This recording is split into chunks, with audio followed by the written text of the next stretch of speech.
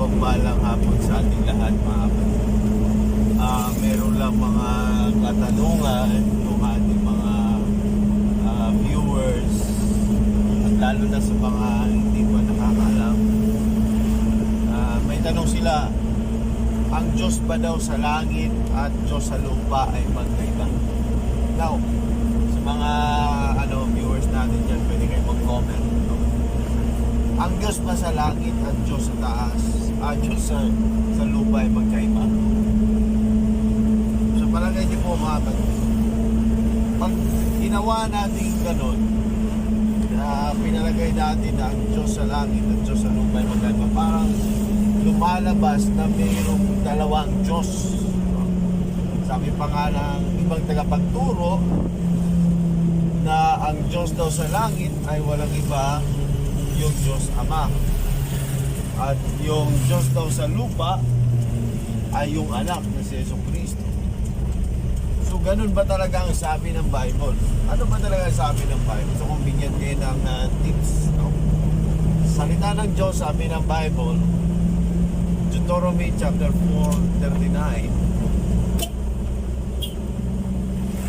Deuteronomy chapter 4 verse 39. Talastasin mo nga sa araw na ito at isa puso mo na ang Panginoong Diyos ay isang Diyos sa langit, Diyos sa lupa, at wala nang iba pa. Pag sinabi ba natin wala nang iba pa, meron pa bang iba? Pag sinabing walang iba, wala na talaga. Yung Diyos sa langit at Diyos sa lupa ay isa lang. At hindi po hiwalay ang Ama at si Jesucristo. No? Sapagkat sabi ng Biblia, John chapter 10 verse 30, ako at ang Ama ay iisa. So hindi sila magkahiwalay. Hindi sinabi ng Bible na ako at ang Ama ay dalawa, kundi ako at ang Ama ay iisa. At sa mga hindi nakakaalam, no, na kung sino ba talaga ang Ama.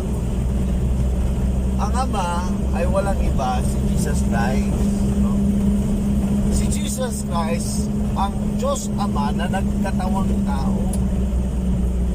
Meron bang mababasa natin dyan? Okay, basahin natin, no? Sabi ng Biblia, Isaiah 9:6, merong isang batang isisilang at ito po ay lalaki, at ang pamamahala ay maaatang sa kanyang balikat, at ang kanyang pangalan ay tatawaging kamanga-manga, tagapayo, makapangyarihang Diyos, at walang hanggang Ama, at Pangulo ng Kapayapaan. Now, itong batang isisilang na to na pinopesiya ni Isaiah, kapatid, makinig ka, tatawagin siyang walang hanggang Ama. Walang hanggang Ama.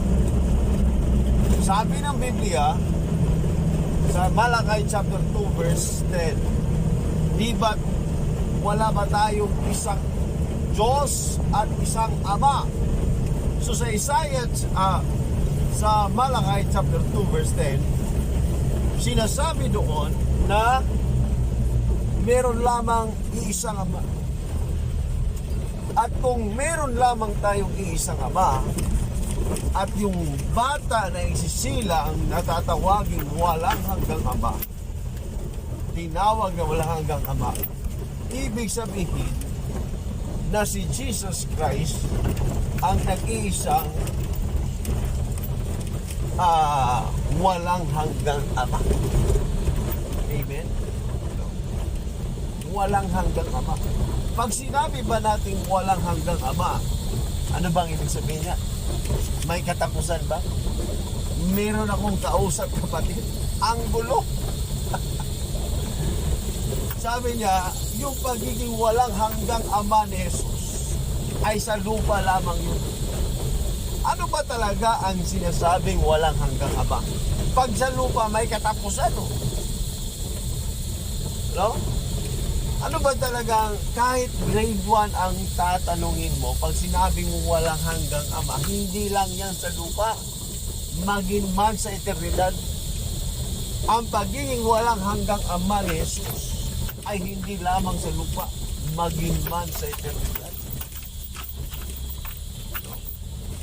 So, ibig sabihin, si Jesus ang siyang nag-iisang tunay na Diyos, na Diyos sa langit, Diyos sa lupa, at wala nang iba pa. Sabi na Philippians chapter 2 verse 10 to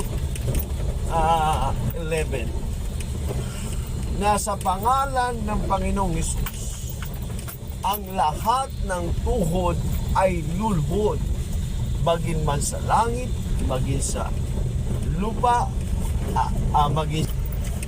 magsisilod sila sa pangalan ng Panginoon Jesus. Meaning to say, kapatid, kung hindi mo pa kilala si Jesus, kilalanin mo si Jesus. Siya ang nag-iisang tunay na Diyos at buhay na walang hanggan. 1 John 5:20. Ito ang tunay na Diyos at buhay na walang hanggan. So God bless.